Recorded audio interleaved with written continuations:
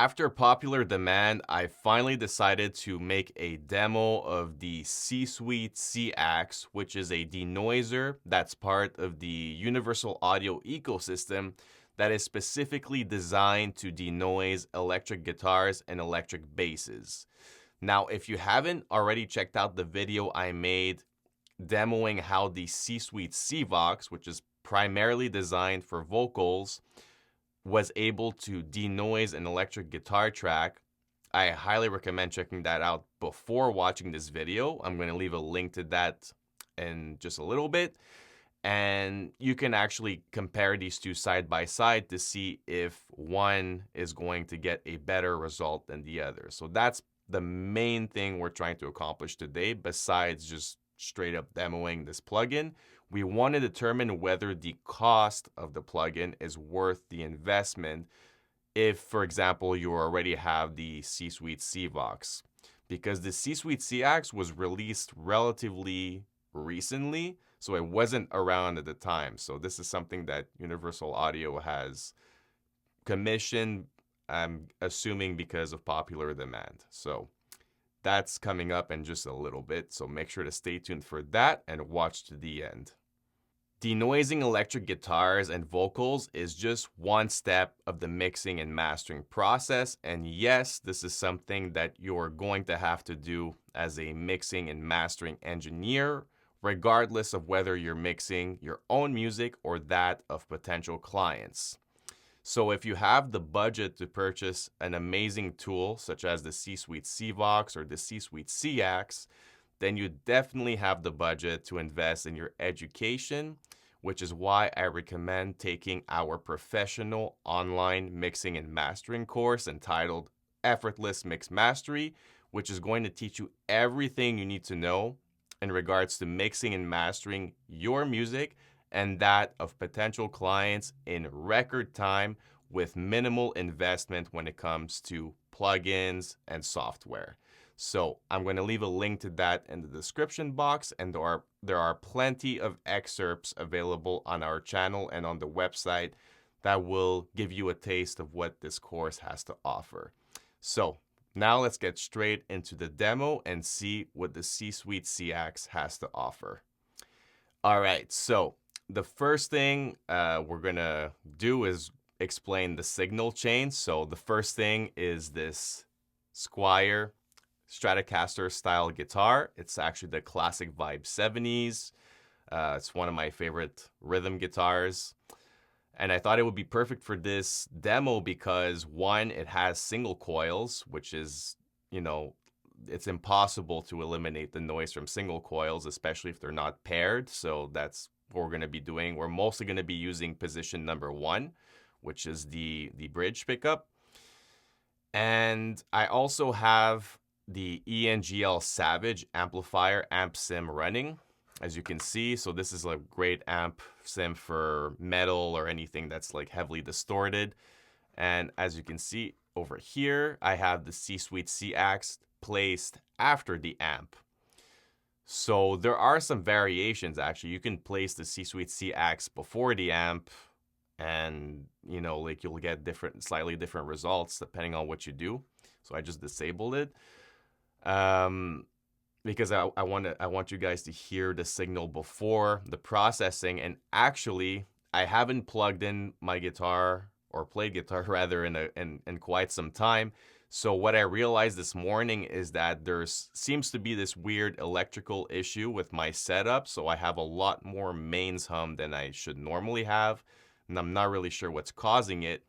But instead of fixing it, which I will do afterwards, I decided to leave it because I said this is the perfect example for this demo. Like, we want to have the absolute possibly worst situation that we can, that would be possible, so we can hear what this plugin is truly capable of.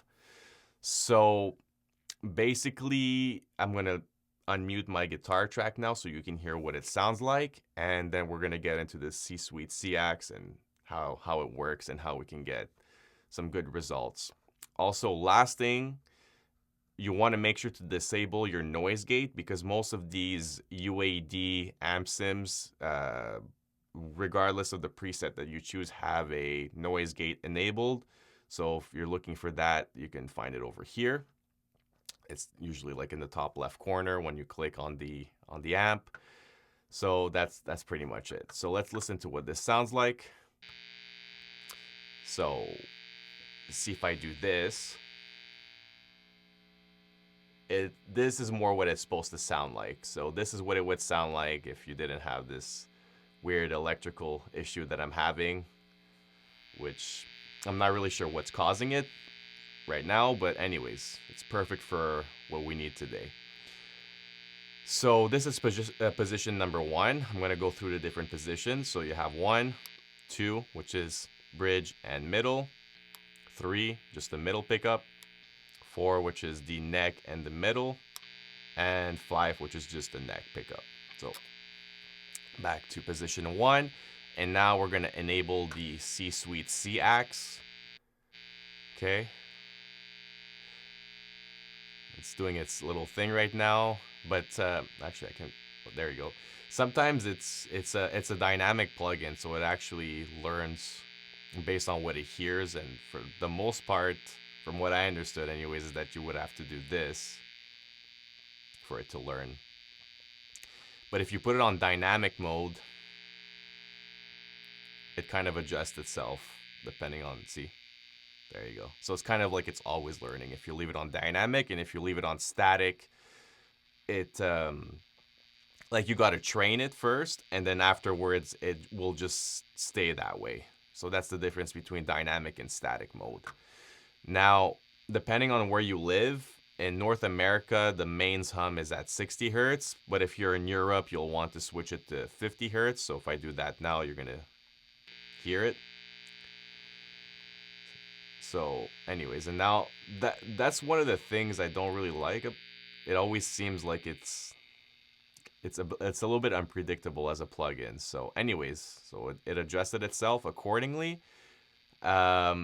So now the next best thing to do would actually be to play an example, and I'm going to play it with the plugin enabled, and then I'm going to disable it so you can hear what the difference is, if it's affecting the tone, if it's maintaining it, and bonus points if you can guess which song this riff is from. So let's get into the demo.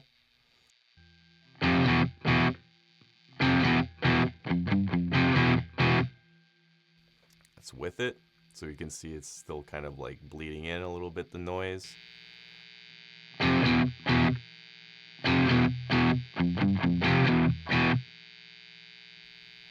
so still a very significant improvement. So now I'm going to try it on static, but I'm going to make it learn. There we go. Give it a little moment sometimes.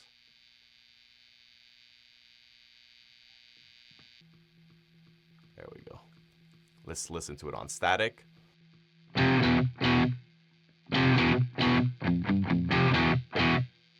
That's actually much better.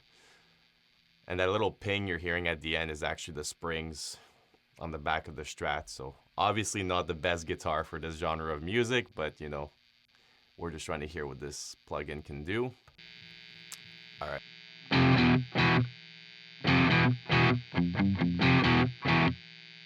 There we go. So yeah, so every time you put it back on, it kind of has to. There you go. It's kind of weird. Like that's one of the things I don't like about this plugin is it's just a little wonky. You're probably gonna have to do this quite often. Like every time you switch pickup, every time you switch, preset, or you tweak your amp, depending on where the plugin is placed in the signal chain, you're most likely gonna have to relearn every time, which is fine. And then you see it's a little anyways, just to give you guys an idea of what's going on. But that's pretty much it. That's the demo. I just wanted to show you guys basically how it works compared also to a noise gate, which, if you were playing, then the noise gate would disable itself as you're playing and just simply go on every time that you're not playing. And you hear that. So that's why noise gates for this kind of thing, it's really not the best tool. Even if it was like super finely tweaked, you're always going to hear a difference between when it's off. And I mean, in post production, you can just literally like just cut it and edit it, so you don't actually need a noise gate. But this kind of noise reduction plugin, since it's using algorithms, it's a lot more like you see like the difference when you're playing and when you're not playing. There is none, and to my ears, anyways, it didn't really affect the tone.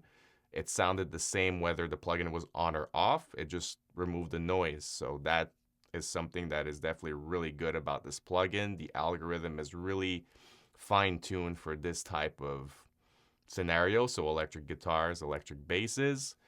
But overall, I still think that, I mean, compared to the C-Suite C-Vox, I mean, I don't think, from what I've heard, that it does that much of a better job. The C-Suite C-Vox still did a very good job, in my opinion, and the only real difference is that this one has a little bit more bells and whistles, and it's, like I said, the algorithm is more finely tweaked for guitar, but you can get almost identical results in the C-Suite C-Vox. So go check out that demo if you haven't checked it out already. And if you want me to make a side-by-side comparison of the two plugins, leave me a comment, and if there's enough interest, I'll make that video. But for the time being, for me anyways, I wouldn't personally purchase this plugin. The C-Suite C-Vox is ample.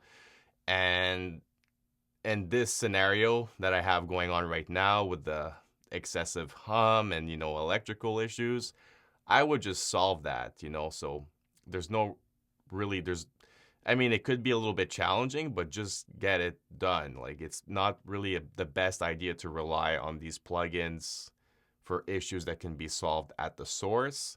The only reason you want to use a plugin like this is just to enhance what you already have. So what you have should already sound pretty good. And let's say stylistically, you just want to remove the amp noise and you just want to have like a really tight, clean sounding electric distorted guitar, then a plugin like this might be worth the investment, especially if you don't already have the C-Suite C-Vox or you don't do vocals but if you already have the C-Suite C-Vox, definitely, try it with that first to see if it gets the job done. And if it doesn't, then you can go ahead and purchase this plugin. And if you don't have either, then you actually can get a 14-day free trial for both of these plugins. So you have no excuse in regards to deciding which one is best for your particular genre of music or, tools that you need. Go ahead and try both of them. So that's pretty much it. Thanks for watching. I hope that you'll like, share, and subscribe to the channel for more audio plugin demos just like this one. And like I said earlier, if you have the budget for a plugin like this, then I definitely recommend checking out Effortless Mix Mastery. Link is in the description. And you can check out plenty of excerpts on the YouTube channel, which are also displayed on the webpage. So thanks for watching, and we'll see you in the next one.